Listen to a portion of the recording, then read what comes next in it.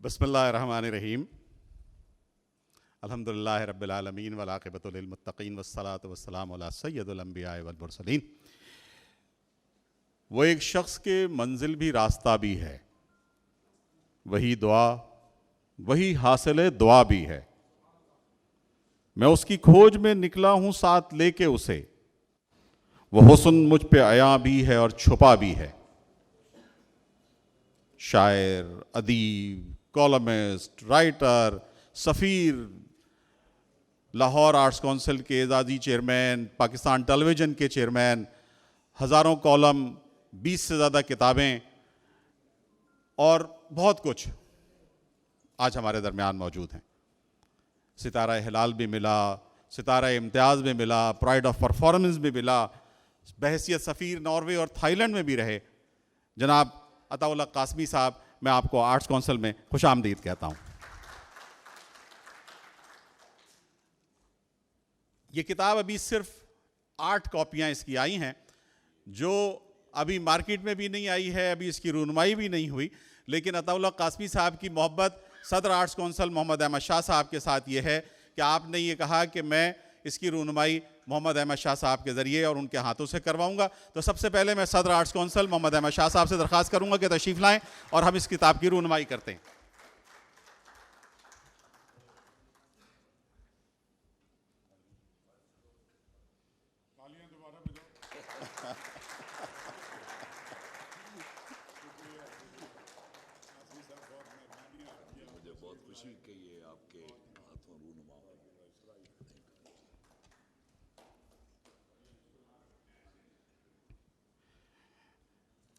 عزیر احمد صاحب قاسمی صاحب کے دوست ہیں، لاہور سے تشریف لائے ہیں۔ چند اشعار سب سے پہلے آپ کے میں درخواست کروں گا عزیر احمد صاحب سے کہ تشریف لائیں۔ جناب عزیر احمد صاحب۔ شکریہ۔ جب تمہارا ہوا عطا صاحب، جب تمہارا ہوا عطا صاحب، تب ملا راستہ عطا صاحب۔ جب تمہارا ہوا عطا صاحب، تب ملا راستہ عطا صاحب۔ کس طرح میں کروں سخن آغاز، کس طرح میں کروں سخن آغاز، دیجئے مشورہ عطا صاحب۔ میں نہ ہاروں گا اہل دنیا سے، میں نہ ہاروں گا اہل دنیا سے، آپ ہیں حوصلہ عطا صاحب۔ آپ بھائی بھی ہیں مربی بھی، آپ بھائی بھی ہیں مربی بھی، آپ ہیں آئینہ عطا صاحب۔ آپ بھائی بھی ہیں مربی بھی، آپ ہیں آئینہ عطا صاحب۔ میں نے چلنا ہے آپ کے پیچھے، میں نے چلنا ہے آپ کے پیچھے، آپ ہیں رہنما عطا صاحب۔ آپ کو جان کر کسی کو بھی، آپ کو جان کر کسی کو بھی، میں نہیں جانتا عطا صاحب۔ آپ کو جان کر کسی کو بھی، میں نہیں جانتا عطا صاحب۔ کون کہتا ہے آپ تنہا ہیں، کون کہتا ہے آپ تنہا ہیں، آپ ہیں قافلہ عطا صاحب۔ جب تمہارا ہوا عطا صاحب، تب ملا راستہ عطا صاحب۔ بہت شکریہ۔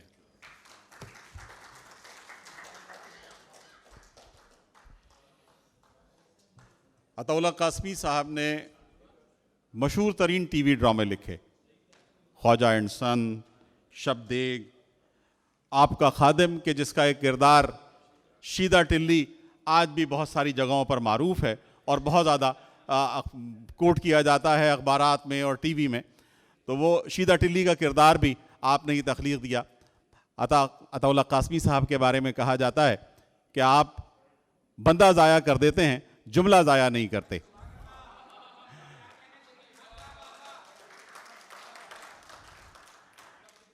مبین مرزا صاحب نے بہت طویل عرصہ قاسمی صاحب کے ساتھ گزارا ہے۔ میں درخواست کروں گا مبین مرزا صاحب سے کہ تشریف لائیں اور چند کلمات ارشاد فرمائیں۔ مبین مرزا۔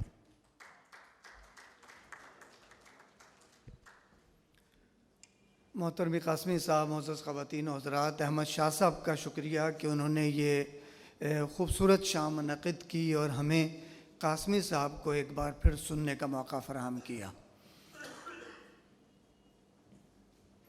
قاسمی صاحب کو عام طور پر تعارف کے دو حوالوں کی وجہ سے ہمارے ہاں شہرت حاصل ہے، ایک ان کے ٹی وی ڈرامے اور دوسرے ان کی کالم نگاری۔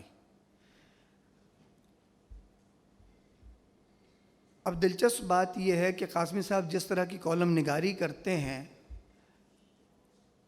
اس کی اگر کوئی شخص باقاعدگی سے مطالعہ کرتے ہوئے کیفیت مرتب کرتا ہے اور قاسمی صاحب کا کوئی تاثر قائم کرنا چاہتا ہے تو اس کے بعد یہ بے حد مشکل ہے کہ قاسمی صاحب کے ڈراموں کی طرف کوئی ملتفت ہو۔ لیکن کمال کی بات یہ ہے کہ وہ جو آدمی کی بابت کہا جاتا ہے کہ آدمی اپنے تضادات سے ابھرتا ہے، عربی کا مقولہ ہے تورف الاشیاء بے ازدادہا، کہ ہم نے اشیاء کو ان کے ازداد سے، ان کی ضد سے پہچانا۔ واقعہ یہ ہے کہ بعض اوقات اپنے زمانے کے بڑے لوگوں کو ہم ان کی انہی متضاد اوصاف کی وجہ سے پہچانتے ہیں۔ قاسمی صاحب بڑے ادیب ہیں، اگر وہ صرف کالم بھی لکھتے تو یہ بات بلا خوف تردید کہی جا سکتی ہے کہ ہمارے مزاح کے حوالوں میں بھی وہ زندہ رہتے اور سیاسی تجزیہ کرنے والے کالم نگاروں میں بھی ان کا ذکر ہوتا۔ لیکن انہوں نے مزاح لکھا تو مزاح کی ورائٹی ان کے ہاں جمع ہو گئی، اور پھر انہوں نے جو سفر نامے لکھے ان سفر ناموں میں ان کی ایک بالکل منفرد شخصیت ہمارے سامنے ابھرتی ہے۔ اور ابھی جس کتاب کا یہاں پر تعارف یعنی تعارف کیا بس رونمائی ہوئی ہے، اگر اس کا تعارف کیا جائے تو اندازہ ہوتا ہے کہ قاسمی صاحب نے اپنے عہد میں کتنی فعال اور سرگرم زندگی گزاری ہے کہ ان کے زمانے کے سینئر ترین ادیبوں سے لے کر ان کے معاصرین اور ان کے متاخرین، ان کے بعد آنے والے ادیبوں تک کتنا بڑا حلقہ انہوں نے پیدا کیا ہے۔ یہ حلقہ ایک ادیب کے طور پر بھی کیا ہے اور اس میں ان کی دل پذیر اور محبوب شخصیت کا بھی بہت دخل ہے۔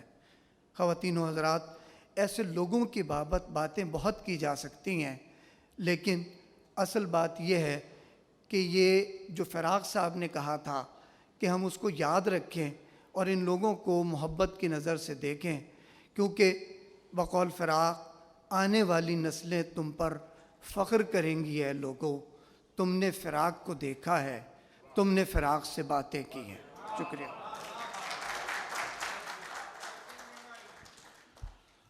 تم نے فراق کو دیکھا ہے، تم نے فراق سے باتیں کی۔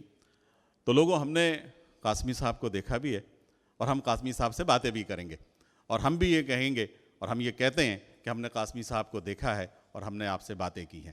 میں سر درخواست کروں گا کہ آپ تشریف رکھیں، ہم کالر مائک لگا دیں اگر آپ نہیں آئے۔ ہاں،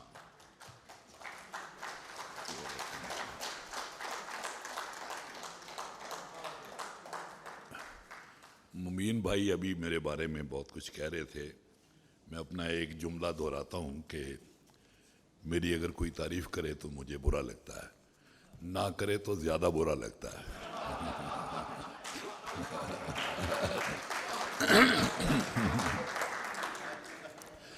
میں سب سے پہلے شاہ صاحب کا، آرٹس کونسل کا شکریہ ادا کرنا چاہتا ہوں۔ احمد شاہ صاحب جو ہے نا، ایک اگر کوئی کہتا نا کہ میں نے جن نہیں دیکھے تو شاہ صاحب کو دیکھ لے۔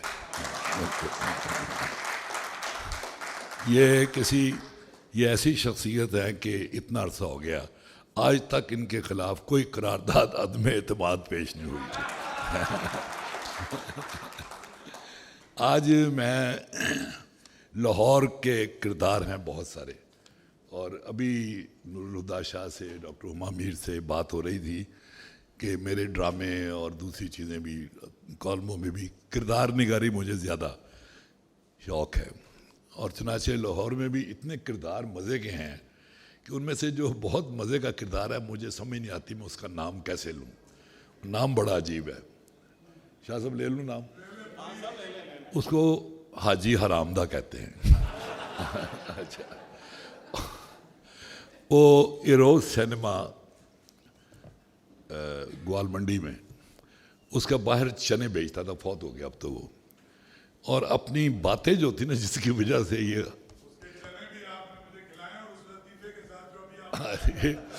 اس کی وجہ سے ہی اس کو یہ نام دیا گیا تھا. اور بڑے بڑے دانشور، بڑے بڑے ادیب، بڑے بڑے فلم ساز صرف اس کی یہ باتیں سننے کے لیے اس کے پاس جاتے تھے. ایک دفعہ شہزاد احمد گئے وہاں تو انہوں نے ایک پلیٹ چنے کی اور ایک نان لیا. جب پیسے دینے لگے تو حاجی کہنے لگا نہیں شہزاد میں پیسے نہیں لے رہے. انہوں نے کہا دیکھو حاجی یار، دوستی اپنی جگہ پہ، کاروبار اپنی جگہ پہ، تم پیسے لو. وہ کہیں میں نے کہا نا شہزاد یار میں نے نہیں لینے پیسے. جب زیادہ زور دیا شہزاد نے تو حاجی کہتا ہے دیکھ شہزاد بات یہ ہے کہ اگر تو شام کا وقت ہے، اگر تو نہ آتا میں نے یہ کتوں کو ہی ڈالنا تھا میں نے.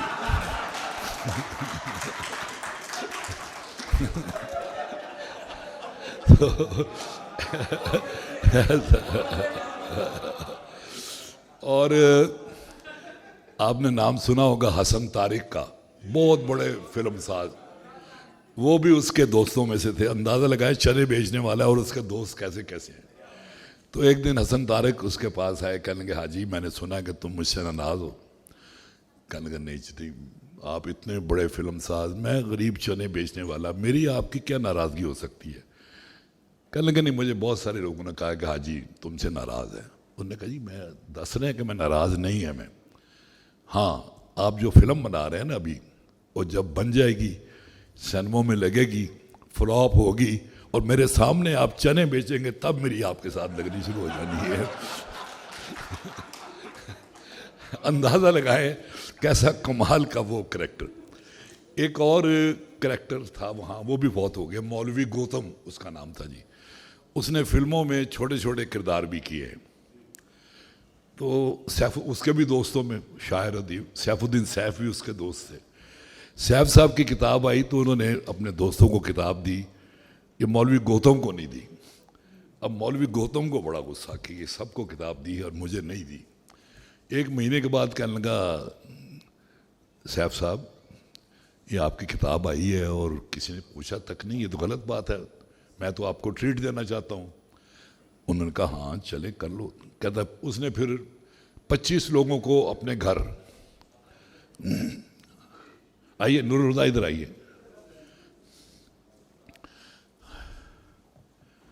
اس نے پھر مولوی گوتم نے 25 لوگوں کو اپنے گھر کھانے پہ بلایا، بڑا اعلیٰ مرغن مزیدار کھانا.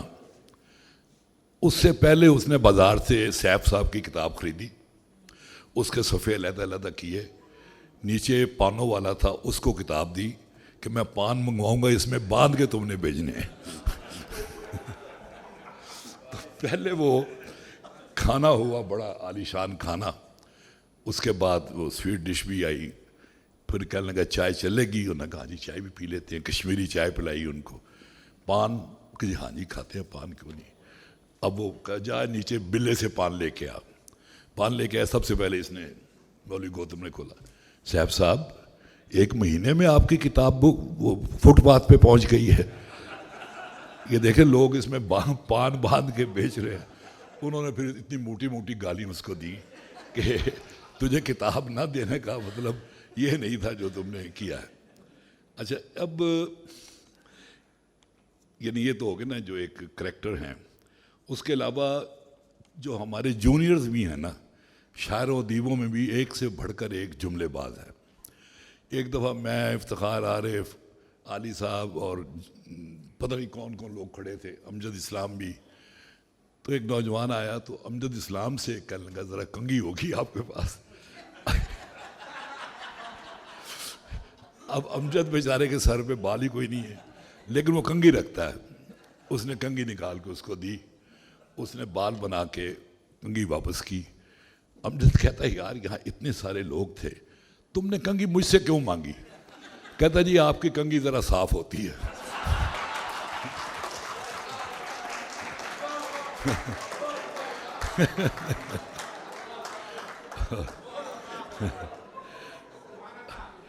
اور منیر نیازی سے بڑا तख्लीकी जुमला लिखने बोलने वाला भी कोई नहीं होगा। शायर तो खैर वो था ही बहुत बड़ा, मेरा तो वो फेवरेट है, लेकिन जुमला भी वो ऐसा करते थे मुनीर नियाज़ी। सबसे पहले मैं अपना एक वाक़या सुनाता हूँ। बाहर से मेरा एक मद्दा आया और स्कॉच की बड़ी बोतल मेरे लिए लेके आया। मैंने कहा यार मैं तो पीता नहीं हूँ। अच्छा, उसने समझा कि शायद ये मुझसे छुपाना चाहता है। उसने कहा चलें आप रखें, किसी को दे दें। मैंने रख ली। अब मैंने सारे शहर में नज़र डाली तो सबसे ज़्यादा डिज़र्विंग केस मुझे मुनीर नियाज़ी का नज़र आया। उस ज़माने में मेरे पास मोटरसाइकिल होता था, जुलाई का महीना। अब उसमें एक पंजाबी का एक जुमला ऐसा आना है जिसका तर्जमा मुमकिन नहीं है मेरे लिए। बहरहाल जो एंजॉय कर सके उसे वो कर लेंगे। तो मैंने एक दोस्त को पीछे बिठाया मोटरसाइकिल के, लू चल रही है और मैं टाउनशिप पहुंचा वो लेके बोतल। वो उसने मुनीर ने जब बोतल देखी तो अपने मखसूस लहजे में, अता तू तैयब है। अच्छा, और उसी वक्त अंदर गए मुनीर, खोल के तो शुरू कर दी। तो मेरे साथ जो गया था ना उसने मुझे कोनी मारी, कहना जी मैं भी थोड़ी सी। मैं क्या मुनीर साहब इसको भी थोड़ा सा। तो पता क्या कहता है, यार तुम, अब इसका तर्जुमा नहीं हो सकता, यार तू आंधे मंग पाती है। अब मंग पाती का मुझे नहीं समझ आती कि बहरहाल। और फिर एक दफ़ा वो जो थे हमारे ज़हीर साहब, ज़हीर कश्मीरी, मुनीर नियाज़ी से कहने लगे कि मुनीर यार बड़ा जी चाहता है दरिया का किनारा हो और मुतरबा हो और साकी हो, ठंडी हवा चल रही हो। मुनीर कहता ज़हीर ये सब कुछ हो तुम ना हो वहाँ पे।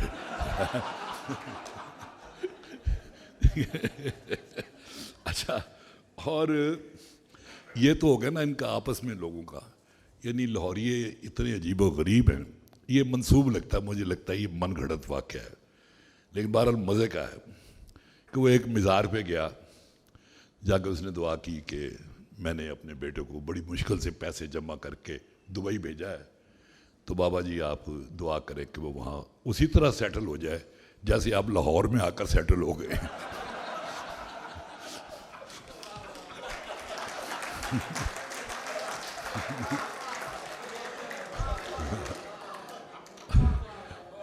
और लाहौरी किरदार होते हैं फन्ने खां, बदमाश बनते हैं वो बिल्कुल।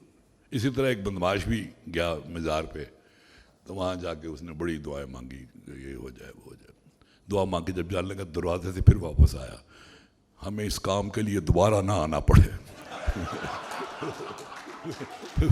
फिर तड़ी लगा गया वो।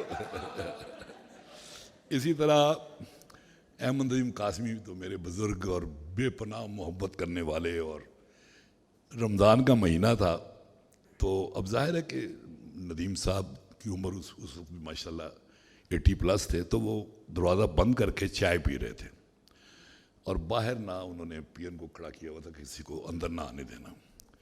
थोड़ी देर बाद किसी ने दरवाजे को ठोकर मारी और अंदर आ गया एक मौलाना, इतनी बड़ी दाढ़ी, उनकी दस्तार एचकन पहनी हुई, हाथ में छड़ी, और वो आते ही ना, आप इतने बड़े दानिश्वर हैं, अदीब हैं, पीरजादे हैं, आपको शर्म आनी चाहिए कि रमज़ान के महीने में आप चाय पी रहे हैं।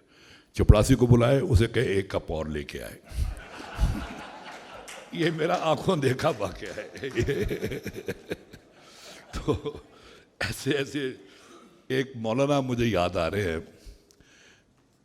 दोनों का नाम मैं नहीं लेता। वो भुट्टो साहब के ज़माने में उनसे वक्त लेके सेक्रेटरी से उनके मिलने के लिए गए। नहीं वो और उसके कुछ है, ये और है बंदा। हाँ, तो अब उसने 1 घंटा बाहर बिठा दिया इनको। मैंने इस पे कॉलम भी लिखा था मैंने। तो आपस में बातें करने लगे कि यार देखो हमारे जो अकाबिर थे, बादशाह उनके दरवाजे पे आते थे और वो टाइम नहीं देते थे। हम जो दुनिया के कुत्ते हैं, हम आए हुए हैं 1 घंटे से बाहर बैठे हैं और ये हमें बुला नहीं रहा। खैर घंटे के बाद उसने बुलाया, वो चले गए अंदर। वापस आए तो फिर यही बात कर रहे थे, शर्मसार हो रहे थे कि मैं कोशिश करके भुट्टो साहब से मिलूँगा और उन्हें कहूँगा कहीं 4-5 मुरब्बे मुझे अलॉट कर दे जहाँ बैठ के मैं अल्लाह अल्लाह करूँ। ये दुनिया कुत्ती है।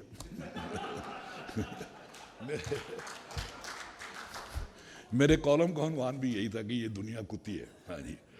تو صاحب کا میں نے بتایا آپ کو کہ ہاں ہمارا دوست خالد احمد مرحوم یہ بھی بڑی کمال کی چیز تھا جی. ایک دفعہ ہم لوگ امریکہ سے آ رہے تھے تو پیرس ایئرپورٹ پہ جب رکنا تھا وہاں تو ایک جگہ پہ بہت سارے لوگ جمع تھے کسی بندے کے گرد. تو پتہ چلا وہ عبد القادر باؤلر جو تھا ہمارا وہ تھا اور اس کے مداح سارے کھڑے تھے. اس کی جو پتلون ہوتی تھی خالد کی وہ گرتی رہتی تھی اوپر کر کے اٹھاتا رہتا تھا ایسے کر کے نا بار بار. تو اسی طرح مجمع کو چیرتے ہوا پتلون اوپر کرتے کرتے وہاں گیا عبد القادر کے پاس. اب اس کے سارے مداح کھڑے ہیں اس سے لے رہے ہیں اپنا سارے آٹوگراف. کہنا عبد القادر آپ اکثر آتے رہتے یا آپ کو تو پتہ ہوگا واش روم کدھر ہے. ان کا بھی بڑا اس نے کہا یار تم بڑے لانتی آدمی ہو تم. یہ تو بہرحال یہ ایک یادیں ہیں میری بہت ساری. اور ان میں سے ایک بیٹھا ہوا میرا دوست یہاں عزیر, اس کی ایک عادت ہے جو کہ بڑی اچھی عادت ہے. ویسے ہر وقت موقع کوئی موقع ہو اس نے یہی کہتے رہنا اللہ تیرا شکر ہے, اللہ تیرا شکر ہے, اللہ تیرا شکر ہے. ہر وقت اس کی زبان پہ یہی ہوتا ہے. تو ایک فتیدگی پہ گئے جنازہ آیا تو اس نے باواز بڑھا اللہ تیرا شکر ہے.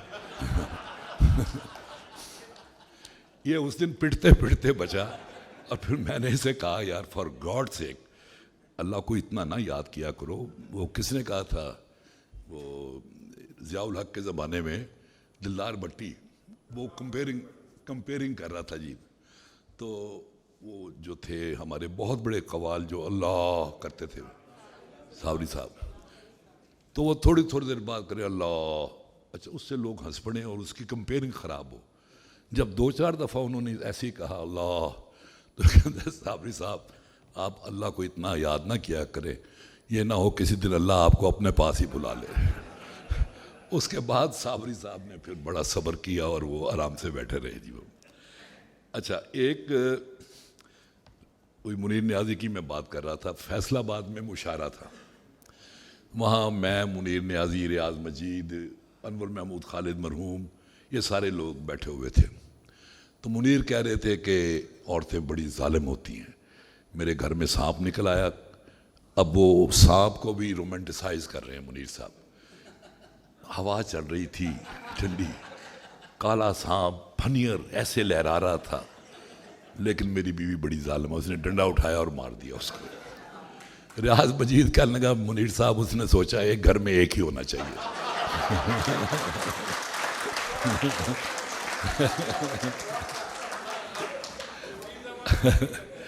اور وہ ایک بندہ تھا شیخ پتہ نہیں کیا نام تھا اس کا, اس نے ہمیں واپسی پہ اپنی کار میں لے کے جانا تھا لاہور.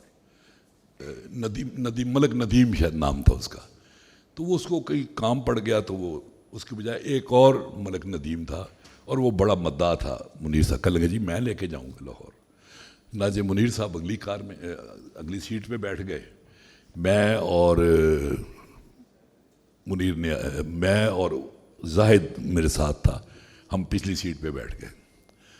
اب اچھا اس سے پہلے میں آپ کو ایک اور واقعہ سناتا ہوں. اس میں ایک لفظ آئے گا جس کے لیے میں معافی چاہتا ہوں, بدتمیزی کا لفظ ہے وہ. شریف کنجائی اور منیر نیازی جھنگ جا رہے تھے مشاعرے میں. تو ہر 20 منٹ 25 منٹ کے بعد منیر صاحب گاڑی رکواتے تھے اور جھاڑیوں میں چلے جاتے تھے. تو اب شریف صاحب بیچارے شریف کنجائی ویسے ہی یہ جب 1 گھنٹہ ہو گیا 2 گھنٹے ہو گئے سفر کو, تو منیر صاحب پوچھتے ہیں کہ شریف صاحب جنگ کتنا رہ گیا ہے. کہنے کے بعد 2 جھاڑیاں اور بھی. تو خیر یہ جو میں واقعہ سنا رہا تھا آپ کو وہ اپنا واپسی پہ وہ دوسرے جو ملک ندیم صاحب تھے, اب وہ ہمیں کار چلا رہے. تو کار میں بیٹھتے ہی منیر صاحب کہتے ہیں یہ وہ خبیث آدمی ہے جس نے مجھے لے جانے سے انکار کیا تھا. اور میں کہا منیر صاحب خدا سے ڈریں, یہ تو بہت ہی آپ سے پیار کرنے والا. اچھا ٹھیک ہے. اس کے بعد پھر کوئی گھنٹے کے بعد میرے خیال میں یہی وہ خبیث آدمی ہے. اصل میں وہ فیصلہ آبادیوں کی لگتا تھا جیسے ذاتی بھٹیاں ہیں ان کی, انہوں نے ساتھ بھی سامان بڑا دیا ہوا تھا بہرحال. تو میں نے پھر کہا, میں کہ منیر صاحب خدا سے ڈرے, آپ کیا کرتے ہیں؟ خیر آگے ایک جگہ پہ انہوں نے وہی انہیں جھاڑی نظر آئی, انہوں نے گاڑی رکوائی, اور جب وہ ڈھلان تھی, وہ کہیں بیٹھے ہیں تو الٹ بازی لگ گئی ان کی نا, پاؤں جھاڑیوں میں اور سر جو تھا وہ نیچے. جب کوئی 5-7 منٹ ہو گئے, جب واپس نہیں آئے تو مجھے تشویش ہوئی. میں نے کہا اللہ خیر کرے, پتہ نہیں کیا ہوا ہے.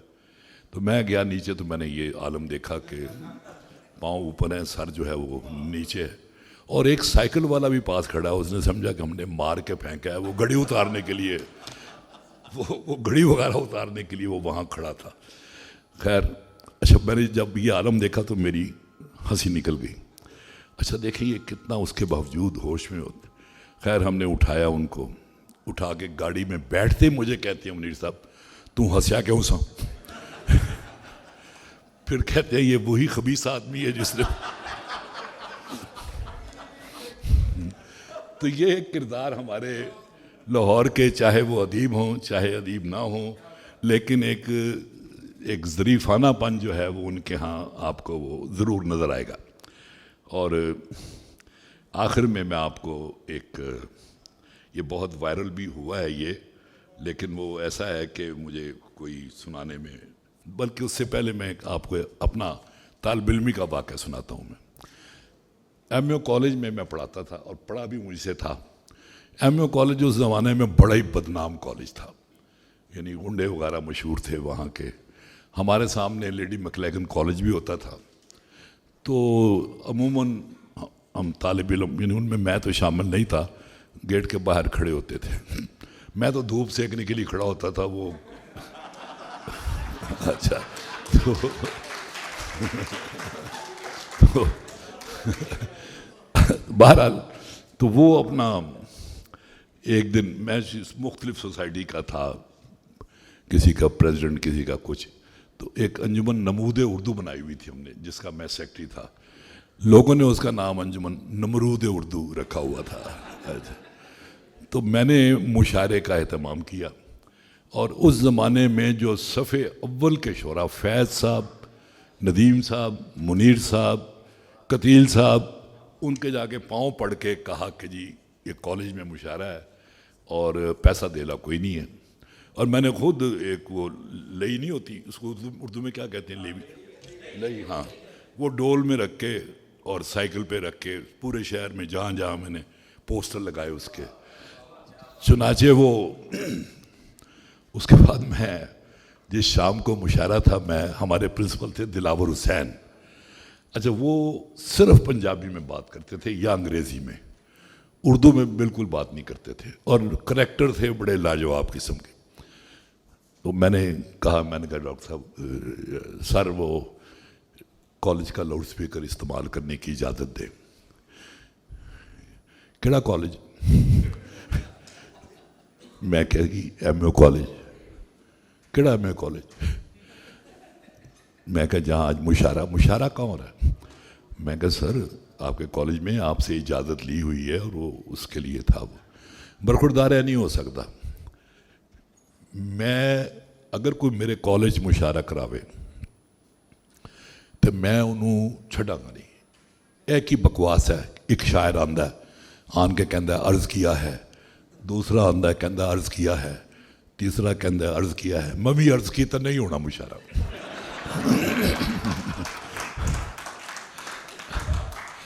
اب آپ سوچیں کہ میرے دل پہ کیا بیتی ہوگی کہ جس نے اتنی محنت کی ہو.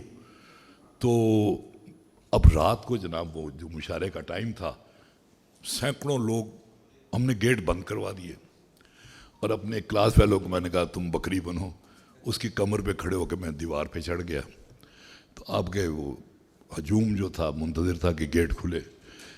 میں نے کہا میں بڑے افسوس کے ساتھ آپ سب کو اطلاع دینا چاہتا ہوں کہ کالج کے پرنسپل پروفیسر دلاور حسین قضاء الہی سے انتقال فرما گئے ہیں. چنانچہ ان کے سوگ میں مشاعرہ جو ہے وہ کینسل کر دیا گیا ہے. چنانچہ ظاہر ہے بیچارے وہ سارے کفے افسوس ملتے ہوئے واپس چلے گئے. وہ بلکہ ان میں سے کئی تو ان کے گھر بھی پہنچ گئے تھے. اگلے دن ظاہر ہے प्रिंसिपल साहब ने मुझे बुला लिया, ओए तैनू बड़ी खुशी हुई सी मेरे इंतकाल दी खबर दस के। मैं कहा नहीं सर मेरी मजबूरी सी। की मजबूरी सी तेरी? मैं क्या अगर मैं ਤੁਹਾਡੇ इंतकाल दी झूठी खबर ना जबदा, अज मेरे इंतकाल दी सच्ची खबर जड़ी है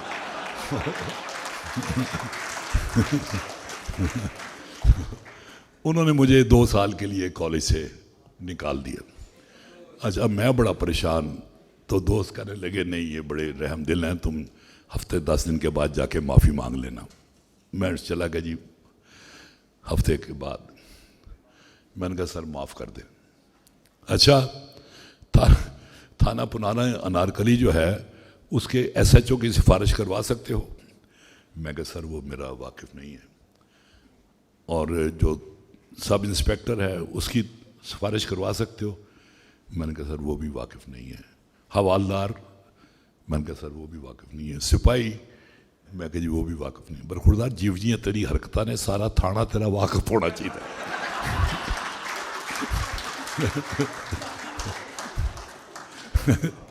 उसके बाद कहते हैं अच्छा मिराज दीन की सिफारिश करवा सकते हो? मिराज दीन चपड़ासी था जो बाहर स्टूल पे बैठा हुआ था। मैंने कहा हाँ जी करा सकता हूँ। मैं बाहर गया, मैंने कहा मिराज दीन, मैं क्या मिराज दीन उठो यार मेरी सिफारिश करो। वो कहता नहीं सर मैं किस तरह। मैंने कहा तुम उठो। मैं ज़बरदस्ती उसको पकड़ के ना और इसके पीछे खड़े होकर ना मैंने कोनी उसके यहाँ रखी ताकि अब वो चुप बोल नहीं रहा। मैंने कोनी मन कहता सर माफ़ कर दो। बेसाख्ता उसके मुंह से निकला। कहते अच्छा मिराज दीन जे तू कहना तो फिर मैं माफ़ कर देना। तो ये अपना मैं वो इस्लामिक सोसाइटी का भी था, तो मैंने अल्लामा अलाउद्दीन सिद्दीकी को बुलाया वहाँ। तो मैंने कहा उनके पास कि मैंने कहा सर 150 रुपया मंजूर कर दे जो चाय की बाद में दावत होनी है। बिल्कुल था 150 रुपया कादे ली? मैं कहा सर वो चाय के साथ कुछ चीज़ें। बरखुरदार तुम यूँ करो, मैं चले उर्दू में बता देता हूँ कि बरखुरदार तुम यूँ करो, तुम छावनी जाओ, साइकिल पकड़ो और ये 1.5 रुपया लो, मेरा नाम लेना, वो 1.5 रुपये में तुम्हें 6 पेस्ट्रियाँ देगा। वो तुम पेस्ट्रियाँ फंक्शन के बाद मेरे सामने रख देना, कोई प्रोफेसर मेरे सामने से नहीं उठाएगा। अल्लामा अलाउद्दीन सिद्दीकी से मैं कहूँगा अल्लामा साहब खाइए, वो कहेंगे नहीं शुक्रिया जी। मैं कहूँगा नहीं अल्लामा साहब एक तो खाइए। बरखुरदार एक को खाएंगे 5 तुम खाई, अल्लाह फट 150 रुपया। ऐसे ऐसे करैक्टर यानी उसमें यानी प्रिंसिपल भी शामिल हैं, हाजी हरामदा भी शामिल है, मौलवी गौतम भी शामिल है, मुनीर नियाजी भी शामिल है, पूरा एक। और आखिर में जो एक बहुत वायरल हुआ मेरा, लेकिन तो खुद मुझे भी उसका बड़ा मज़ा आता है। हमारे वज़ीराबाद में एक अल्लामा साहब थे और वो जो होते थे ना नया कारोबार कोई शुरू कर रहा है या कोई और, तो जुमे के खुतबे में अपनी तकरीर के दौरान वो उसका इश्तिहार बड़े तरीके से चला देते थे वो। तो वहाँ एक ही सिनेमा था, वहाँ यक्के वाली फ़िल्म लगी हुई थी। तो वो सिनेमा का मालिक आया, कहने लगा सर इस जुमे को आपने यक्के वाली का इश्तिहार चलाना है। वो मौलाना कहने लगे हजरत आप क्या बात करते हैं, बड़ा मुश्किल काम है। कहना जी पैसे भी बड़े ठीक ठाक। इनका नाम लोगों ने अल्लामा कमर्शियल सर्विस रखा हुआ था, तो मान गए। अब इन्होंने जुमे की तकरीर जो आगाज़ की वो जज़ा सज़ा से शुरू की कि गुनाहगारों के साथ वहाँ क्या होगा, जितने हौलनाक मनाजर हो सकते थे उनमें भी कुछ इजाफा करके उन्होंने वो बयान किए। और फिर कहा मुझे पता है मेरी इन बातों का कोई फ़ायदा नहीं, आप लोगों ने यहाँ से फारिग होकर सीधा यके वाली देखने चले जाना है।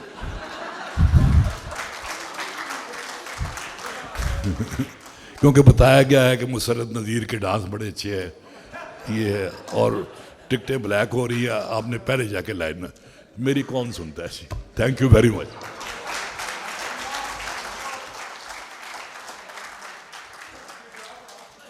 ये भी वज़ीराबाद की बात है। जब मैं रहता था वहाँ एक साहब थे, वो बिल्कुल मनफी जहन के, कोई पॉजिटिव बात ना उनको अच्छी लगती थी, ना वो सुनते थे ना सुनाते थे, और मनफी ख़बरों की वो फैक्ट्री थे जो सुनाते रहते थे। वो थड़े बने होते थे ना शहरों के अंदर, जो है मकान उनके बाहर थड़े बड़े, तो थड़े पे बैठ के तो वह सारा दिन वो जी शेखां दी कुड़ी छड्डो जी, असी भी धियां भैणां वाले हैं, की गल करिए, सारी दुनिया जान दी है, اس طرح کی بک بک وہ کرتے رہتے تھے بیٹھ کے وہ. اور خاص طور پہ اس دن وہ بڑے سرگرم ہوتے تھے جس دن میٹرک کا رزلٹ آنا ہوتا تھا. ایک دفتر میں ان کا واقف تھا جو بورڈ کے دفتر میں 3 دن پہلے جا کے وہ پتہ کرتے تھے کہ اس محلے کے جن لڑکوں نے میٹرک کا امتحان دیا تھا ان میں سے فیل کون کون ہے. پاس کا نہیں پوچھتے تھے, فیل کا پوچھتے تھے.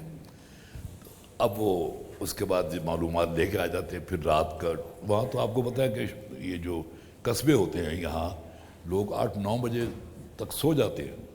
وہ رات کے 1 بجے جا کے دستک دیتے اور سارا گھر جاگ اٹھتا اور وہ گھر کا جو سربراہ ہوتا اوپر وہ بالکنی میں سے دیکھتا نیچے یہ شیخ صاحب کھڑے ہوتے.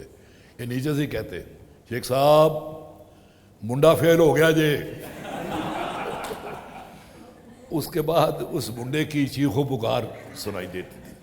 پھر وہاں سے اگلے گا چودھری صاحب منڈا فیل ہو گیا جی. اس کے بعد پھر سحر کے وقت پورے سکون کے ساتھ جا کے گھر سو جاتے تھے سارے لوگوں کی نیندیں حرام کر کے. میرا بھی ایک کریکٹر ہے اس کا میں نے نام رکھا ہوا ہے غمگین سلیمانی. کہ وہ کوئی میرا بلکہ آج کا کالم ہی میرا اس کے حوالے سے ہے. وہ بھی کوئی اچھی خبر نہیں سناتا. وہ پاکستان کا بھی ذکر کرے گا, ہر ایک سے پوچھے گا پاکستان بچ جائے گا.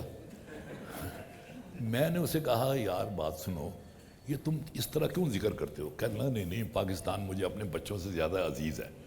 میں نے کہا اگر بچوں سے زیادہ عزیز ہے, تمہارا بچہ اگر بیمار ہو کیا تم ڈاکٹر سے جا کے پوچھو کہ میرا بچہ مر جائے گا کہ بچ جائے گا؟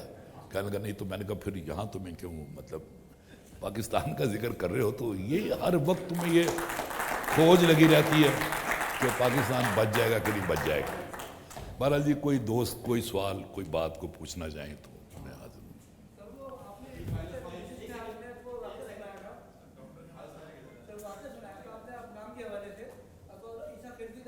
ہاں جی یہ تو خیر میرا یہ تو میری چھیڑ ہے, آپ یہ سمجھ لیں جی. یہ مجھے سمجھ نہیں آتی کہ ہم لوگوں نے 10 سال ضیاء الحق کو برداشت کیا. ضیاء الحق نام اس کا آسانی سے کہتے رہے. مجھے عطاء الحق کہتے ہوئے پتہ نہیں انہیں کیا پڑ جاتا ہے. کوئی عطا محمد کہتا ہے, کوئی عطاء اللہ کہتا ہے. میری ایک سیکٹری تھی, اس کو 3 مہینے کے بعد پتہ چلا کہ میں عطاء اللہ عیسیٰ خیلوی نہیں ہوں.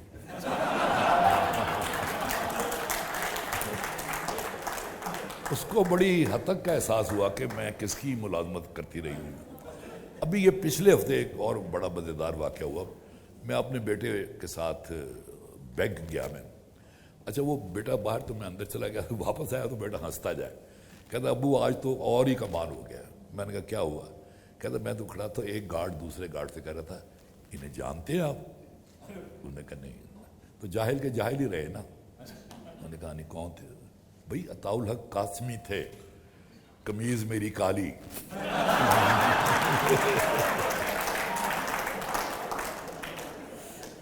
اندازہ لگائیے ذرا یہ کہ کوئی سوال کچھ پوچھے آپ جی. وہ تو میں نے اس طرح کے تو بے شمار لکھے ہیں. اب لکھنے میں وہ سہولت ہوتی ہے آدمی.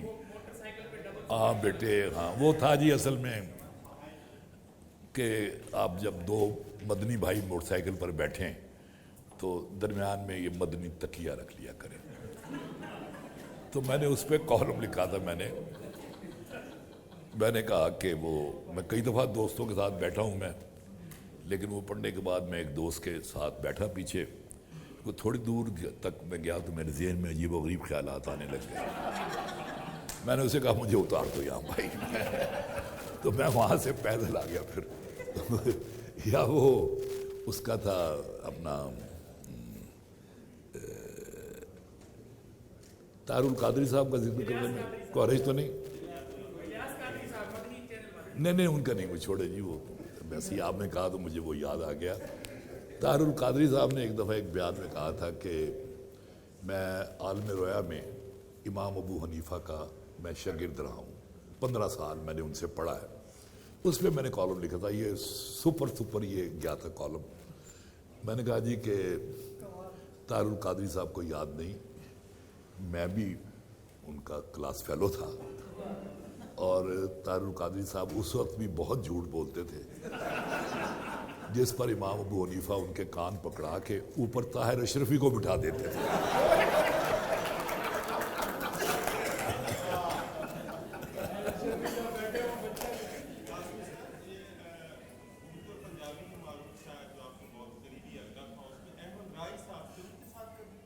بہت زیادہ جی، میری تو میں بڑا لکی ہوں جی اس معاملے میں کہ میرے سینئر بھی میرے دوستوں کی طرح تھے بالکل۔ اور ایک دفعہ مشاعرہ تھا تو احمد راہی صاحب صدارت کر رہے تھے، تو میں سٹیج پہ ان کے ساتھ بیٹھا تھا، مجھے کہنے لگے ٹھیک ہے میں صدارت کر رہا ہوں لیکن میں زیادہ دیر نہیں بیٹھ سکتا، تو تم نے میرے بعد نہیں پڑھنا، میرے بعد پڑھنا ہے تم نے۔ میں نے کہا جی یہ تو ہو ہی نہیں سکتا۔ کہنے لگے نہیں ایسے ہی ہوگا۔ اصل میں وہ تھوڑی دیر بعد باہر جاتے تھے پھر آ جاتے تھے، تو وہ اس کے بعد میں نے کہا جی یہ نہیں ایسے نہیں ہوگا، لیکن اٹھو پڑھو، میں جا رہا ہوں۔ وہ کہنے وہ گئے، انہوں نے اپنا کلام سنایا۔ اب میرے ٹانگیں لڑکھڑائیں، اتنی بدتمیزی میں کیسے کر سکتا، لیکن بہرحال ان کا حکم تھا، جا کے میں نے اپنا کلام سنایا۔ اور کلام سنانے کے بعد میں نے آ کے کہا کہ چونکہ میری حیثیت اب صاحب صدر کی ہے تو میں صاحب صدر کے طور پر راہی صاحب کو حکم دیتا ہوں کہ اب آ کے اپنا وہ کلام سنائیں۔ چنانچہ پھر انہوں نے آ کے وہ اپنا کلام سنایا جی۔ یہ جی کیا شہر تھا، اب تو میں اپنے آپ کو بڑا وہاں تنہا محسوس کرتا ہوں، اس لیے کہ جو میرے ہم اثر تھے وہ بھی چلے گئے، جو سینئر تھے وہ بھی چلے گئے، جو بہت ہر وقت جن کا ساتھ ہوتا تھا 24 گھنٹے کا وہ بھی چلے گئے۔ تو مجھے وہ شعر یاد آتا ہے، پتہ نہیں کس کا ہے، کہ مصیبت اور لمبی زندگانی بزرگوں کی دعا نے مار ڈالا۔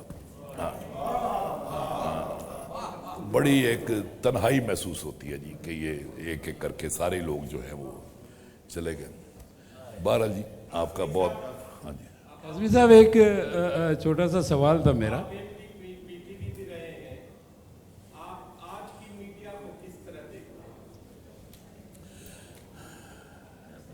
جب میں تھا نا جی چیئرمین، اس وقت بھی آج کا میڈیا ایسا ہی تھا۔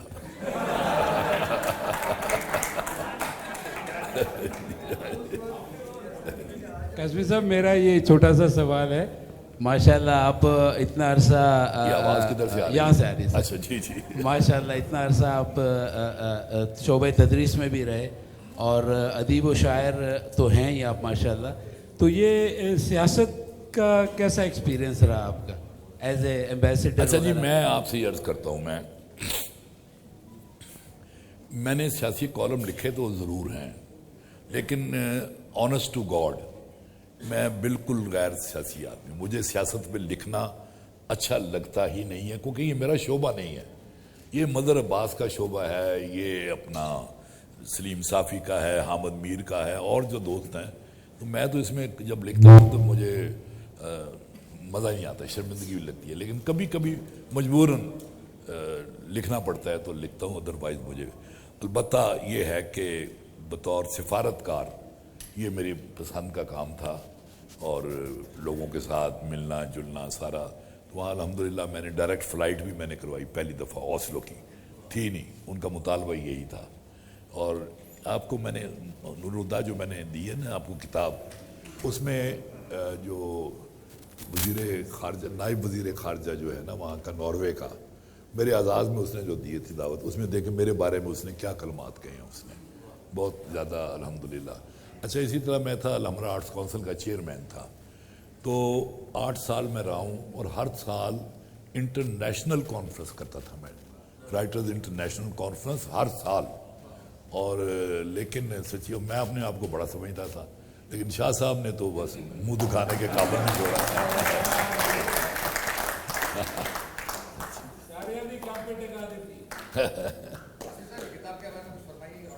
اچھا یہ ہے جی، ہاں یہ جو میں ابھی کہہ رہا تھا نا کہ میرے سارے سینئر بھی میرے، اب یہ اس میں جو سینئر موسٹ لوگ بھی جو ہیں نا جی ان کے خطوط ہیں ان میں، اور جو میرے ہم اثر ہیں ان کے بھی خطوط ہیں ان میں، اس میں قاسمی صاحب کے بھی خطوط ہیں، جمیل الدین علی کے بھی ہیں، افتخار عارف کے بھی ہیں، اچھا جمیل الدین علی کا تو ایک 14 صفحے کا خط ہے اس میں. ہاں جی.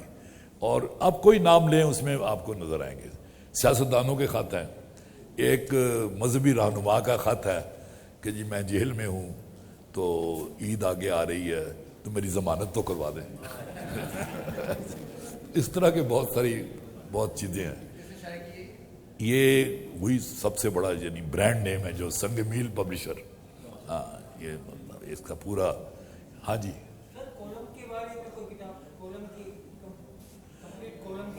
کالم کی سر کئی کتابیں ہیں. ایک تو ہے کالم تمام, وہ اتنی موٹی ہے وہ. ایک ہے مجموعہ, اس میں بھی 4 کتابیں ہیں, وہ بھی ضخیم ہے. پھر سفر نامے کی ایک کلیکشن ہے میری, وہ بھی بہت ضخیم ہے.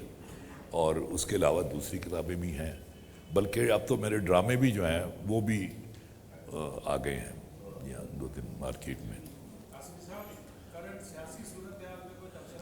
اور نہیں سر نہیں. باقی ساری باتیں تو آپ نے کر لی, لیکن آپ کا کلام نہیں ہے. اچھا, وہ بھی اب مجھے پتہ ہوتا تو میں ساتھ کچھ لے کے آتا. تو اب زبانی جو ہے خوشبوؤں کا ایک نگر آباد ہونا چاہیے. خوشبوؤں کا ایک نگر آباد ہونا چاہیے. اس نظام زر کو اب برباد ہونا چاہیے. خوشبوؤں کا ایک نگر آباد ہونا چاہیے. اس نظام زر کو اب برباد ہونا چاہیے. ان اندھیروں میں بھی منزل تک پہنچ سکتے ہیں ہم. ان اندھیروں میں بھی منزل تک پہنچ سکتے ہیں ہم. جگنوؤں کو راستہ تو یاد ہونا چاہیے. جگنوؤں کو راستہ تو یاد ہونا چاہیے. اور ظلم بچے جن رہا ہے کوچہ و بازار میں. عدل کو بھی صاحب اولاد ہونا چاہیے.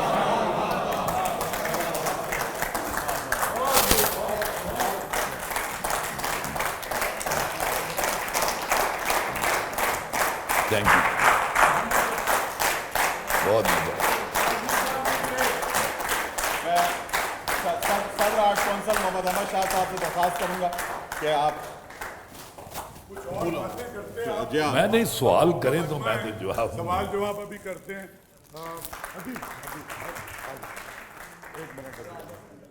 ہاں یہ تو میرے لیے بہت, یہ تو مجھے بہت پیاری ہیں. آپ یقین کریں